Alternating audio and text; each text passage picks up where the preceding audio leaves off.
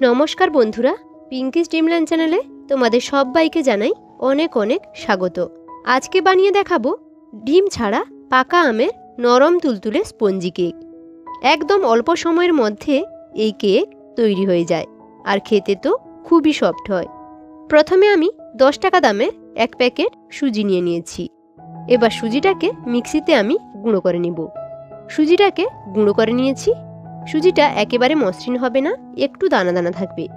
এবারেতে half cup ময়দা দিয়ে দিচ্ছি আর এদিকে আমি 1 কাপ আমের পিউরি নিয়ে নিচ্ছি। সঙ্গে হাফ কাপ দিয়ে দিলাম চিনি। এখন আম আর চিনিটাকে ভালো করে একটু পেস্ট করে নেব।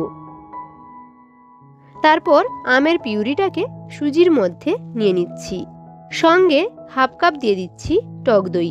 এখন সবকিছুকে একটা হুইস্ক দিয়ে ভালো করে মিশিয়ে নেব।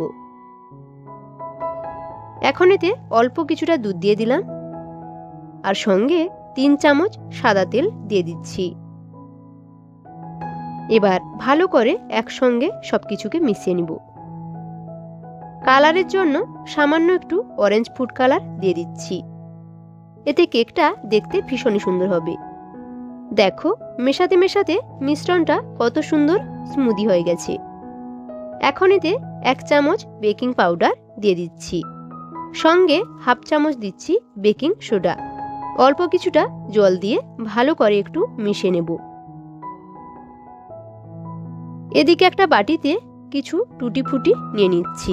সঙ্গে 1 চামচ ময়দা দিয়ে টুটি ফ্রুটিগুলোকে ভালো করে কোট করে নিব।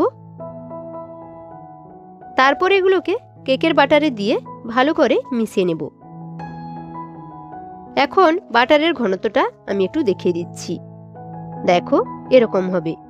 এবার একটা 4 কোনা কেক টিন নিয়ে নিচ্ছি। এখন এর মধ্যে একটা বাটার পেপার দিয়ে তেল ব্রাশ করে দিলাম। তারপরে কেকের বাটারটাকে সম্পূর্ণটা ঢেলে দিব।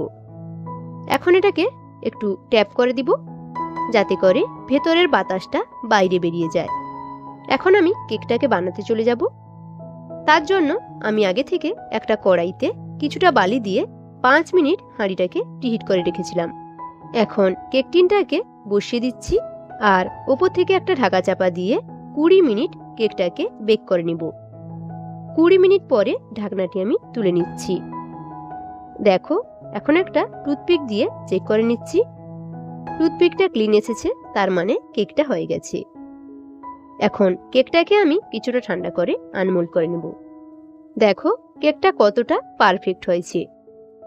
এবার এটাকে ছুরি দিয়ে কেটে নেব।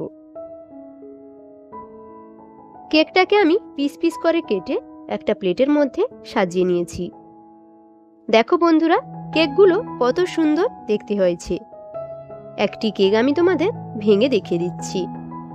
দেখো কতটা স্পঞ্জি হয়েছে, একেবারে তুলোর মতো নরম হয়েছে। তো বন্ধুরা, এখন আমের সিজন চলছে, তাই আম থাকতে থাকতে এইভাবে একবার কেক বানিয়ে নাও। খেতে তো ভীষণ সুন্দর হয়। আর আমার আজকের এই কেক বানানোর রেসিপিটা তোমাদের কাছে কেমন লাগলো তা কিন্তু অবশ্যই কমেন্টে জানিও। যদি ভালো লেগে থাকে তাহলে অবশ্যই একটি লাইক দিয়ে চ্যানেলটিকে সাবস্ক্রাইব করে দিও। আজকের মতো এখানে বিদায় নিব। সবাই সুস্থ থেকো, ভালো থেকো। ধন্যবাদ।